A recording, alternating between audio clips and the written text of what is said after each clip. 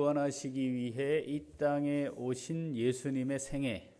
자, 공생애 이런 표현을 쓰지 않습니까? 자, 공생애를 간단하게 요약해 보라 하면 우리가 꼭 기억해야 하는 말씀이 있습니다.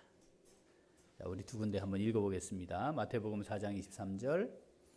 예수께서 온 갈릴리에 두루다니사 그들의 회당에서 가르치시며 천국 복음을 전파하시며 백성 중에 모든 병과 모든 약한 것을 고치시니. 자, 가르치시고 전파하시고 고치셨다입니다. 마태복음 9장 35절 한 번 더 같은 표현이 나와요. 읽어보죠. 예수께서 모든 도시와 마을에 두루 다니사 그들의 회당에서 가르치시며 천국 복음을 전파하시며 모든 병과 모든 약한 것을 고치시니라. 아멘. 한 번 더 예수님의 사역을 간단하게 요약하라 하면 가르치시고 전파하시고 고치셨습니다. 자, 이 사역을 3년 동안 하시면서 얼마나 많은 사람들이 예수님 말씀을 들었을까요? 얼마나 많은 사람들이 병 고침을 받았을까요? 얼마나 많은 사람들이 자기 가족 중에 또는 가까운 친척이나 이웃이 병 고침을 받았다는 걸 알게 되었을까요? 셀 수 없었을 겁니다. 그렇죠. 우리가 한 자리에서 오병이어라든지 또 칠병이어 이런 사건들을 보면 남자만 이렇게 표현된, 그런데 여자와 아이를 빼보니까 그걸 포함하면 10,000명 이상의 사람들이 모여 있었다. 예수를 믿었다. 알게 되었다. 나사로가 살아난 뒤에 그 나사로로 인해 믿었던 사람들이 얼마나 많았을까 등등 이런 다양한 성경의 사건들과 기록들을 보면 예수님을 모르는 사람이 있었을까요? 전문 용어로 그 예수 모르면 간첩이야 뭐 이러지 않았을까? 충분히 예측이 가능합니다.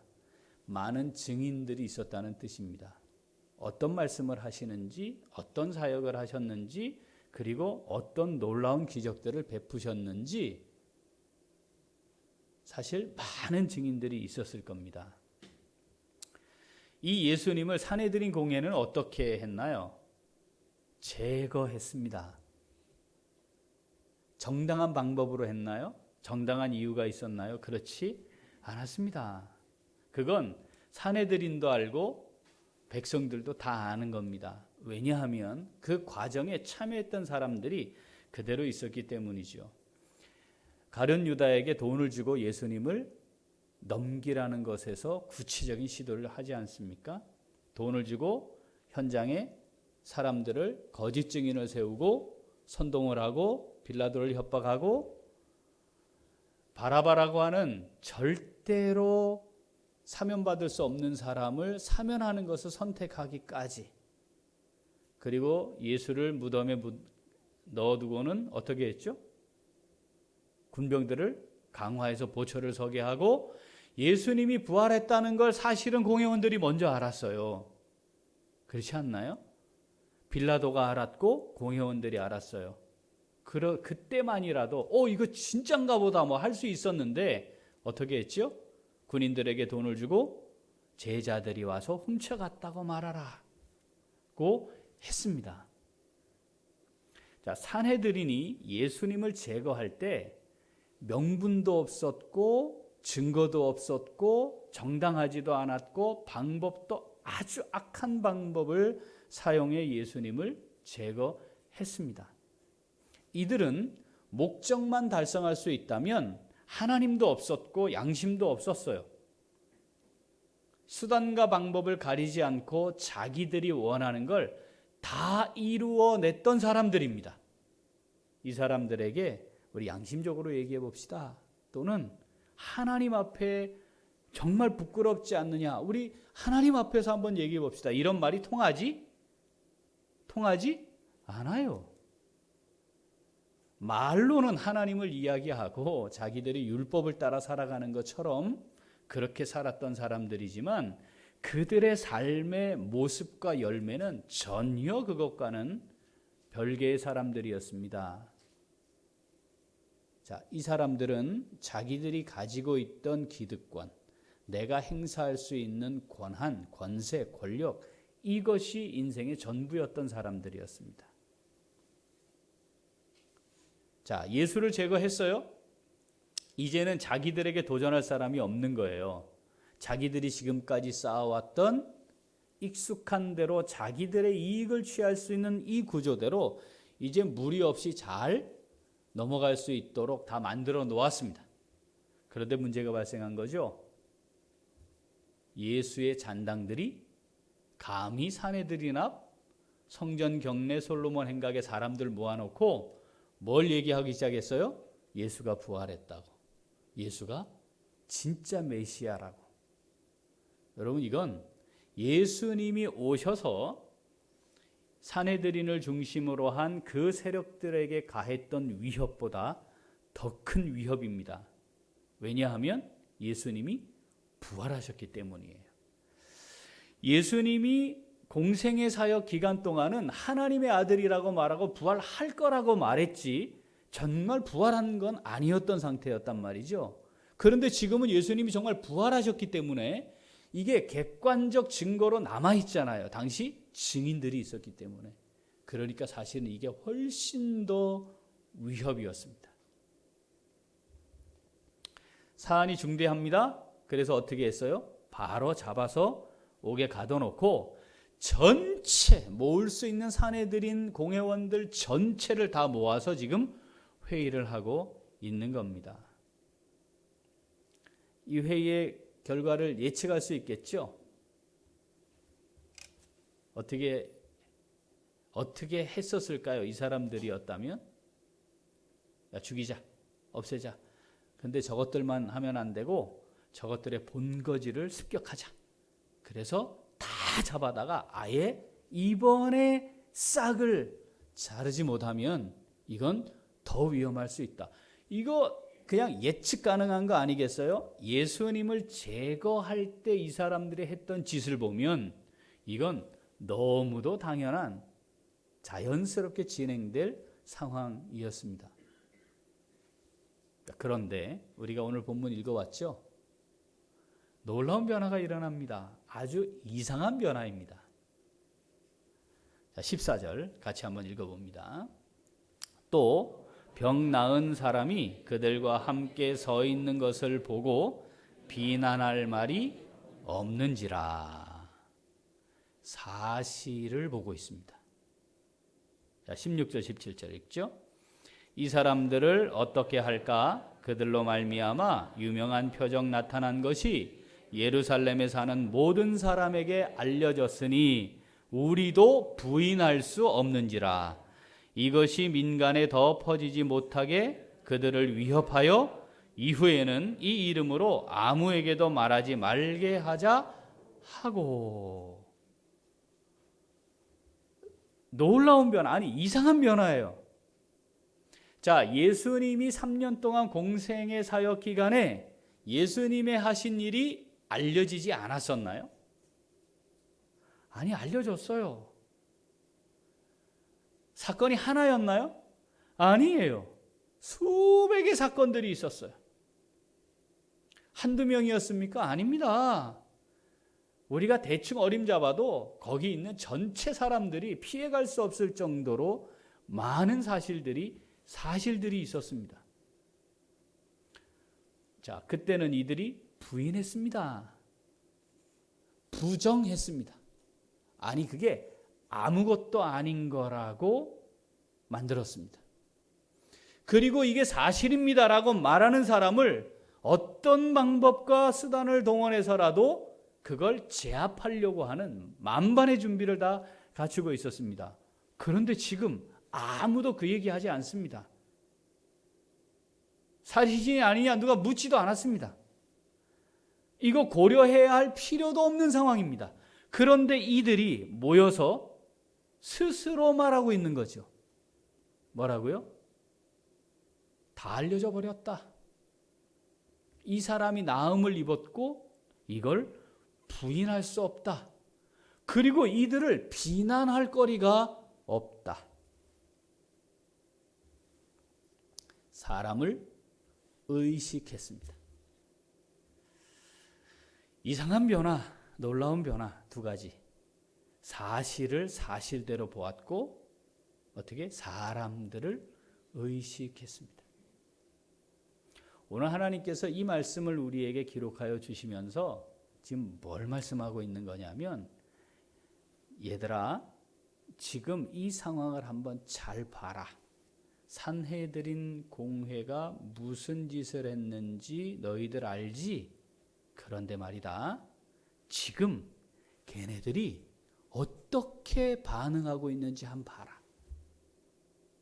내가 어떻게 나의 뜻을 이루는지 이들을 통해 지금 내가 너희들에게 보여주고 있는 중이야 라고 우리에게 말씀하시는 거죠. 하나님의 뜻, 하나님의 계획은 하나님의 방법대로 성취됩니다.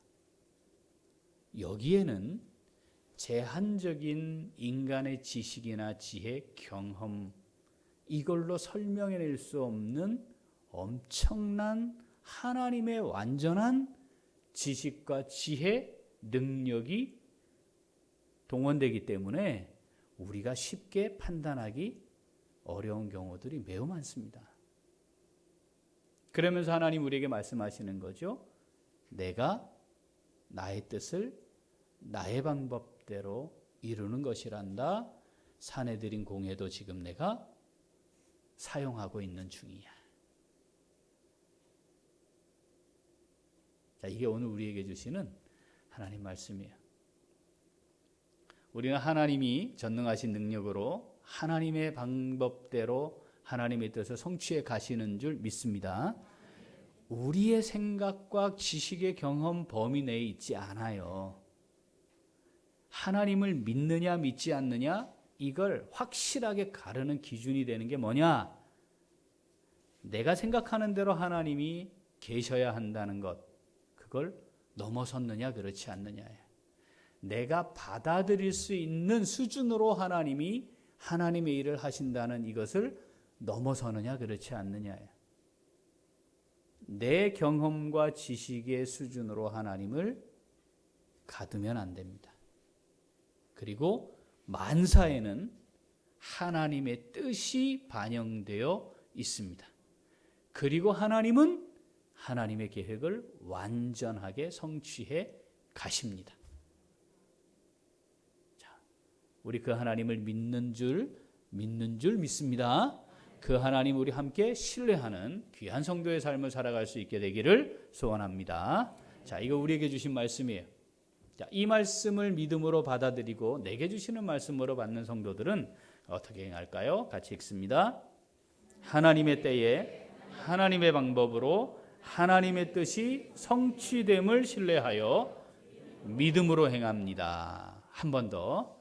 하나님의 때에 하나님의 방법으로 하나님의 뜻이 성취됨을 신뢰하여 믿음으로 행합니다. 어떻게 우리가 이 땅을 살아가는 때에 어떻게 행할 것인가, 이 기준이 필요해요. 믿음으로 한다. 믿음으로 한다. 내가 가지고 있는 생각과 판단, 지식과 경험으로 하는 게 아니고 믿음으로 해야 합니다. 그러니까 뭘 자꾸 점검해 봐야 돼요? 내가 지금 믿음으로 생각한 건가? 내가 믿음을 따라 판단하려고 한 건가? 지금 내가 믿음으로 이거 하려고 하는 건가? 이걸 살펴야 해요. 하나님의 때가 있고 하나님의 방법이 있어요. 하나님의 때를 우리가 알 수 있나요? 그럴 수 없어요. 알 수 있기도 한데 다 아는 건 불가능해요. 하나님의 방법 다 알 수 있나요? 없어요. 하나님이 어떻게 하실지 예측 불가입니다. 당시에 가장 견고하여 한 번도 외부의 침입으로부터 함락된 적이 없던 여리고성을 하나님 아주 전문적인 용어로 무식한 방법으로 무너뜨리셨어요. 예측 가능했습니까? 예측 가능하지 않아요. 우리가 성경으로 읽으니까 하나님이 이렇게 하셨구나 하는 거지. 하나님의 때가 있고 하나님의 방법이 있다. 자, 그런데 그 하나님의 뜻이 성취됨에 있어 하나님은 사람을 도구로 쓰십니다. 맞죠? 자, 사람이 도구가 되는데 아주 크게는 두 가지 도구가 있다 했어요. 하나는 선한 도구고 하나는 악한 도구예요. 하나님께 쓰임 받기만 하면 된다. No. 악한 도구로 쓰임 받는 불행한 삶을 살면 안 됩니다. 네. 악한 도구로 쓰임 받지 말아야 해요. 믿음으로 하려고 하지 않으면 악한 도구가 될 것이 유력합니다. 자, 하나님이 사람을 쓰시는데 그는 사람을 어떻게 쓰시느냐 하는 거예요. 하나님이 말입니다. 사람의 마음을 주관하세요. 하나님 사람을 쓰시는데 하나님이 사람의 마음을 주관하세요. 그 마음을 주관해서 하나님의 계획대로 하나님의 방법대로 성취되도록 그 사람이 쓰여져요. 이 사람이 어떻게 이런 생각을 하지 싶을 때가 있지 않나요? 어라, 저 사람이 평소에는 저런 사람이 아닌데 이렇게 우리가 판단하게 될 때가 있어요. 그런데 나중에 돌아보니까 야, 그때 하나님이 그때 그렇게 하시려고 그 사람 마음을 저렇게 만드셨던 거구나. 우리가 이런 경험을 해요. 그게 좋은 마음인지 악한 마음인지 상관없이 왜 저렇게 고집을 피우나 했더니 하나님 저렇게 하시려고 그랬던 거였구나. 야, 이 사람 평소의 사람이 아닌데 이 사람 오늘 왜 이러지? 우리 이런 경험들 하잖아요. 하나님이 사람의 마음을 주관하세요. 성경은 성경 전체의 사건들을 기록하시면서 이걸 우리에게 보여주세요. 하나님이 그렇게 하셔라고 말씀하시는 거죠. 여러분, 바로와 모세의 관계를 보면 출애굽에 하나님의 계획이 있었어요. 그렇죠? 그리고 하나님의 때가 정해져 있었어요. 그때는 언제예요? 10번째 재앙이 임해서 태양신의 아들인 바로가 지 장자도 못 지키게 되는 상황에 직면해서 하나님께 굴복하는 때까지 가야 되는 거죠. 그 때가 있는 거죠. 그래서 이 바로가 하나님의 계획대로 이스라엘을 내보내는 거예요. 이제 거기까지 가야 되는 그 하나님 방법이 뭐냐면 재앙을 10번째 재앙까지 가시는 거예요. 우리 잘 알아요. 놀라운 기적입니다. 그 10번의 재앙 중에 이스라엘 백성들이 살고 있던 땅, 고센 땅에는 또 재앙이 안 임하게 하셔서 내가 내 백성을 이렇게 보호할 수 있어, 니네 잘 봐. 이것도 보여주셨어요. 이 놀라운 기적이에요. 그런데 더 놀라운 기적은 이 10가지 재앙과 비교할 수 없는 기적이 있어요. 그게 뭐냐면 이 바로가 말입니다. 이 히브리 노예들의 대표인 80 먹은 노인과 계속 만난다는 겁니다. 이게 말이 됩니까? 어떻게 생각하십니까? 당시에 신들이 얼마나 많은 신들이 있었어요? 지도 태양신의 아들인데. 아니 그런데 어느 날 갑자기 80 먹은 노인네가 지팡이 짚고 온 거예요. 그러면서 내가 하나님이 보낸 사람이다. 야, 저거 치워라. 그럼 끝나는 거야. 그냥 거기다가 대화를 하고, 야, 뭘 원하느냐, 뭐 말도 안 되는 소리 하지 마라, 가라. 재앙하니까 또 불러가지고 또 얘기하고 대화하고, 그래 그럼 내가 보낼 테니까 사흘만 좀 어떻게 거기 갔다 오면 안 되겠니? 뭐 이런 대화를 하는 거죠. 당시 바로의 입장에서는 이 모세하고 대면할 필요조차 없는 겁니다. 아이 뭐? 감히 노예 대표가 나를 만나러 와, 야야 저거 치워라 하면 끝나는 거예요. 그런데 그 바로가 뭐 할 때까지? 이스라엘 백성들을 내보낼 때까지 모세하고 만난다는 거예요. 대화한다는 거예요. 딜을 해요. 이렇게 좀 하면 안 되겠니? 부탁도 해요. 이게 하나님의 놀라운 역사입니다. 이게 기적 중의 기적인 거죠. 다윗이 정말 극악무도한 인간이거든요. 쥐가 죄를 지어놓고 그 죄를 은폐하려고 그 충성스러운 부하를 제거합니다. 그런데 그놈만 제거했다. 그러면 또 100번, 1000번, 10,000번 양보해서 그래도 조금 최고로 악한 놈 이렇게 말하지는 않을 수 있는데 그걸 죽이려고 무고한 백성들까지 말도 안 되는 전투를 하게 해서 다 죽여버리잖아요. 이 사람에게 하나님 얘기하면 이 사람 마음에 울림이 있을까요? 없을까요? 없을 거예요. 말도 되지 않아요. 누가 이 사람을 통제하고 제어하겠습니까? 죽임을 당하는 겁니다, 그냥. 그런데 말이죠. 그렇게 유명하지도 않은, 위대하지도 않은 큰 사람으로 인정받지도 못한 선지자가 와가지고 하나님의 말씀으로 질책을 했을 때, 이 사람이 완전히 거꾸러지는 거죠. 그때 그 마음을 주관하시는 분이 하나님이신 겁니다. 바로의 마음을 주관하시는 분이 하나님이신 거죠.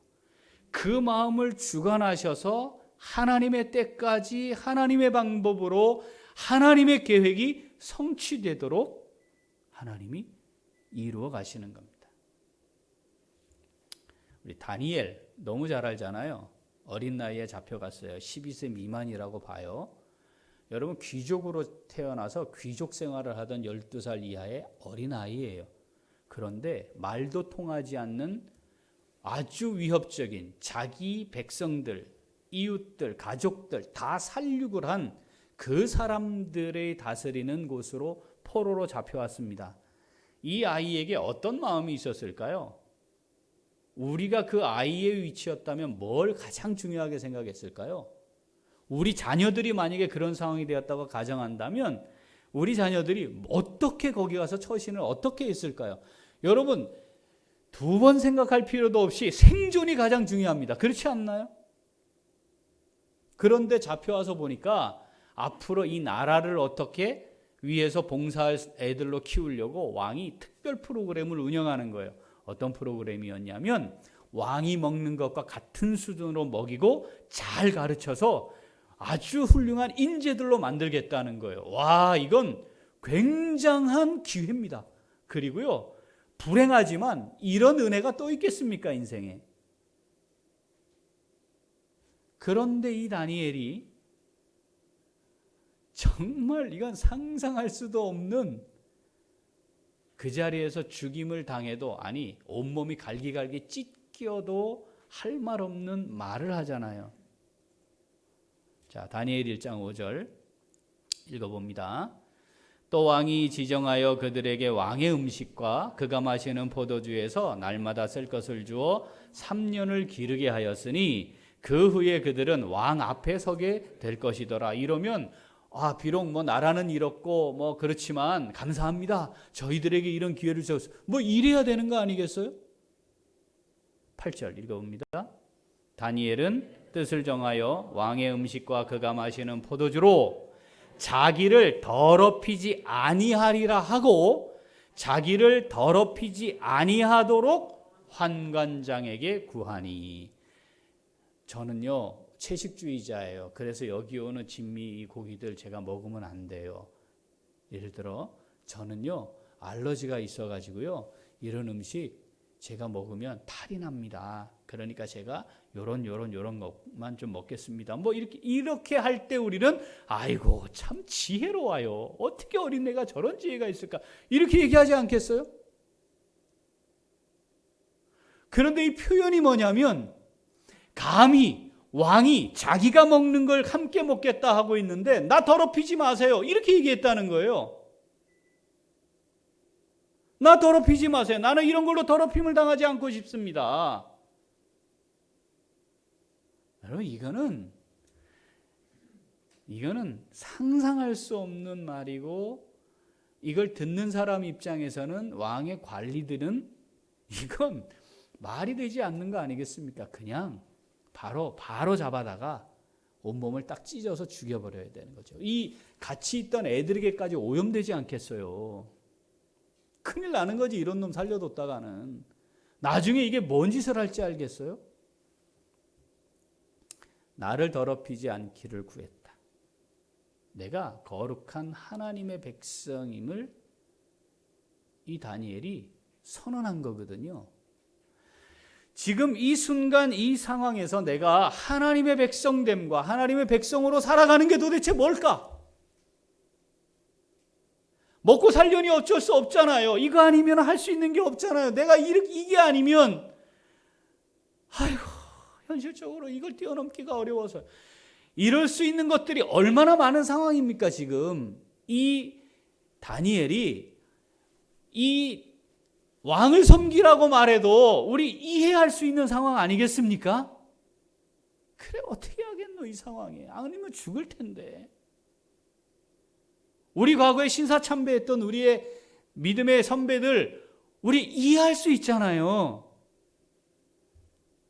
그런데 다니엘이 믿음으로 했다는 거예요. 그의 믿음의 결정이었다는 거예요. 여러분 우리가 어떤 것을 하려고 계획을 하고 뜻을 세울 때 믿음으로 하려고 했느냐 이거를 놓치면 안 된다는 겁니다. 믿음을 따라 하려고 한 것이냐 현실을 따라 했느냐 상황을 따라 했느냐 믿음으로 하려고 한 것이었냐. 하나님은 어떻게 하신다고요? 하나님의 때 하나님의 방법으로 하나님의 뜻을 성취하시는데 사람을 사용하세요. 그런데 그 사람을 사용한다 할 때 어떻게 하신다고요? 그 마음을 주관하세요. 자, 문제는 다니엘이 이렇게 한 것 가지고 우리가 정말 다니엘처럼 믿음으로 살면 좋겠다 이렇게 결정하잖아요. 근데 조금 지나면 부딪히는 현실 앞에 믿음의 판단을 내려놓는 경험도 우리 하며 살잖아요. 우리의 연약함이잖아요. 그런데 붙들어야 해요. 뭘 붙들어야 되느냐? 9절입니다. 하나님이 다니엘로 하여금 환관장에게 은혜와 긍휼을 얻게 하신지라. 우리가 이 말씀을 읽어야 해요. 이 말씀을 읽어야 해요. 하나님이 그렇게 믿음으로 결정하고 판단하고 행하는 다니엘에게 뭘 했다. 이것도 중요한데 그 9절에 있는 환관장에게 그러면 그 말을 들은 환관장에게는 어떻게 했느냐 이거죠. 다니엘은 믿음으로 결정하고 그것에 의해 반응해야 될 누군가가 있다면 하나님이 그 누군가의 마음을 주관하시면 되는 겁니다. 우리가 하나님을 믿는다고 말할 때 그걸 믿는 거죠. 그걸 믿어야 되는 것이. 저는 군에서 15년 있는 동안에 수도 없는 많은 경험들을 했습니다. 이런 경험들. 훈련 중에 예배 드리는데 말도 안 돼요. 말도 안 돼. 그 예배 드리는 거예요. 대대장이. 목사님. 주일에 예배 드려야죠. 그래서 저보고 예배 드리러 오라고 그랬다니까요. 제가 주일날 예배를 6번 드리는데 새벽부터 시작해서 7번째 예배가 되는 거예요. 그게. 자, 믿음이 좋아서 목사를 이렇게 괴롭히는 집사가 다 있다니까요. 그 사이 시간에 갔다니까요. 사이 시간에 40분을 운전해서 강원도 산길을 예배 드렸어요. 그날 안 했어요. 근데 하나님이 진짜 팠다니까요. 하나님 파주셨어요. 남들 다른 부대들 예배 안 드리고 와서 판 데보다 훨씬 더 완벽하게 진지공사가 마무리됐습니다. 월요일날 군단장이 오시는데 주일날 토요일 주일 그러면 보고 준비로 밤새입니다. 그런데 연대장 집사님이 야 주일날은 다 쉬어. 준비할 수 있는 데까지만 하고 쉬어. 그런데 그날 아침에 다른 연대들은 전부 막 작살이 나는 거예요. 야 이게 뭐냐부터 이 양반 워낙 꼼꼼해가지고 야 글씨체가 통일이 돼야지 이게 이런 서류 하나도 못 만드는 놈들 막 작살이 나는 거예요. 어느 부대는 그 야전 부대에 칼라 프린터가 어디 있습니까? 이게 1992년 93년인데 칼라 프린터가 그때 없어요. 그런데 어느 부대에서 개인 자기가 가지고 있는 장교 자기가 가지고 있는 개인 칼라 프린터로 표지를 했는데 야, 여기 부대는 다른 거 다 필요 없어. 그거 하나 보고 야, 이 참 준비 많이 했구나. 그래가지고 또 칼라 프린터 다 수배해가지고 막 갖다 놓고 막 난리가 나고 막 이래야 되는 거 아니겠어요? 거기다가 월요일 날 아침에 도착하는데 주일 날 일을 안 해? 여기 군대 갔다 오신 분들 알지만 불가능한 일입니다, 이건. 그런데 연대장님이 야, 주일날 다 예배드려. 출근하지 마. 불 켜는 놈 있으면 그날 영창에 알았어? 예배드려. 종교활동해. 쉬어. 와, 제가 불안해. 목사인 제가 불안해. 집사님 확신에 차 있고 감사하고 당당해요. 담대해. 목사는 믿음이 작아가지고 불안불안. 이것도 내일 이거 군단장님 오시면 깨지 못하나. 그런데 그날 군단장님이 집에서 출근하실 때 사모님에 의해 기분이 좋으면 끝나는 거예요. 그거는 이거 보지도 않아. 이거 뭐 군생활 30년쯤 한 사람 뭘 이걸 보겠어, 솔직하게. 그러니까 그날 딱 도착해가지고 업무 보고 최단 시간 업무 보고 하고 야, 잘했다. 좋아. 그래 가자. 그래가지고 금일봉 보고 주고 헬기 타고 가셨어요. 하나님이 하나님의 방법대로 하나님의 때가 있으면 그때까지 가야 되죠. 지금 하나님의 때가 있어요. 어떤 때가 있는 거예요? 어떤 때? 우리가 역사로 아니까 예루살렘에 있는 교회의 성도들이 땅끝까지 흩어져야 하는 때가 있는 거죠. 그리고 그때에 땅끝까지 가려면 이게 1000명, 2000명 가지고 어떻게 땅끝으로 가요? 그렇잖아요. 그러니까 막 5000명, 막 3000명, 막 부흥의 역사가 막 일어나고 성령이 강권적으로 막 역사하시고 막 이렇게 돼가지고 예루살렘 교회가 폭발적으로 부흥하는데 다 흩어져야 하니까 늘어나야지. 하나님이 그때가 있는 거죠. 자, 지금 이 공회원들이 말입니다. 모여가지고 아마도 그 전날 잡아 가둘 때 마음은 어땠는지 모르지만 이 사람들이 갑자기 이상해진 거예요. 야, 어떡하냐. 저 병나은 사람 저기 예루살렘에 다 알려졌어. 옛날에 예수님은 안 알려졌나? 불과 2달 전에 예수 십자가에 못 박으려고 할 때는 안 알려져서 그랬나? 그렇잖아요. 저들이 우리가 부인할 수가 없다. 야, 이거 안 되겠다. 하나님이 이 공회원들의 마음을 잡으신 거죠. 여러분, 우리가 인생을 살아가면서 무언가를 선택해야 하는 경험들을 계속하게 됩니다. 뭔가 결정해야 될 때가 있어요. 그리고 이걸 어떻게 해야 될까? 어떻게 해야 될지 몰라서 사람들의 의견을 들어야 하는 경우들도 있어요. 그때 그거 해야 돼요. 그거 자체가 무용하다 이런 뜻은 아닙니다. 문제는 믿음으로 하고 있는 건지를 보아야 한다는 겁니다. 그러면 하나님이 하시는데 하나님이 하실 수 없도록 믿음과 상관없이 결정을 해버리니까 하나님이 일할 방법이 없잖아요. 우리가 믿음으로 결정을 해야 하나님이 하시는 게 있는 거지. 우리의 연약함 때문에, 우리의 허물과 죄악 때문에 상황이 악화되거나 힘들어지는 경우들이 발생하기도 합니다. 그런데 그 과정에서 다시 하나님 앞에 믿음으로 하려고 다시 돌이키고 추스리고 정리하고 믿음으로 다시 결정을 하면 그때 비로소 하나님이 또 역사하시는 거죠. 이 공회 안에 두 세력이 있었어요. 하나는 혈통적으로 공회원으로 권력을 잡는 제사장 사두개파 그룹입니다.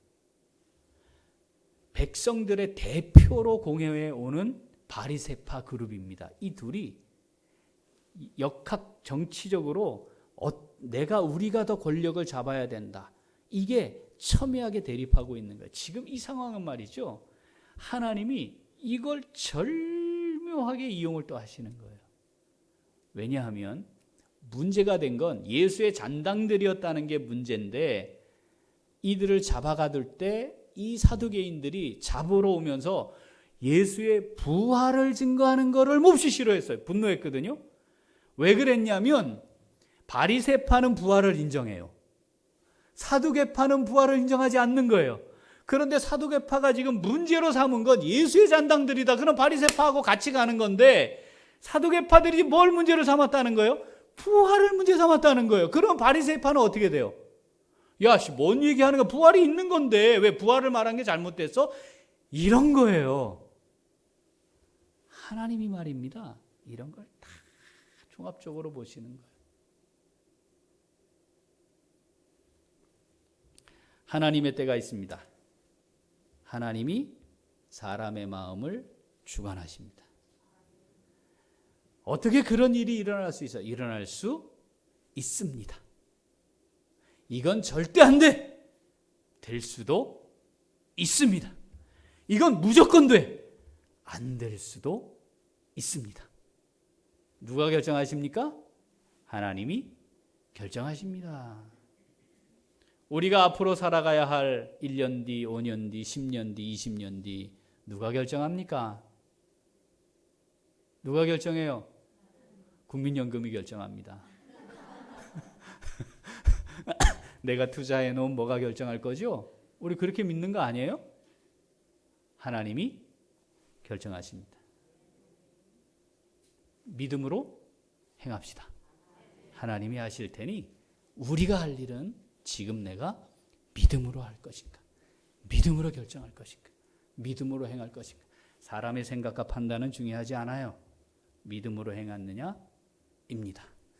이 무모한 것처럼 보였던 베드로 성전에서의 복음 증거가 예루살렘, 유대, 사마리아 땅끝까지 이르러 내 증인이 되게 할 거야 라고 하는 말씀을 완벽하게 성취함이 되었다는 것. 그것은 그들의 믿음의 행함이었다는 것. 우리 얼마나 더 살겠습니까? 믿음으로 살다가 믿음으로 행하다가 하나님의 선한 도구로 쓰임받다가 주님 앞에서는 우리 모두가 될 수 있기를 소원합니다. 기도하겠습니다. 하나님 아버지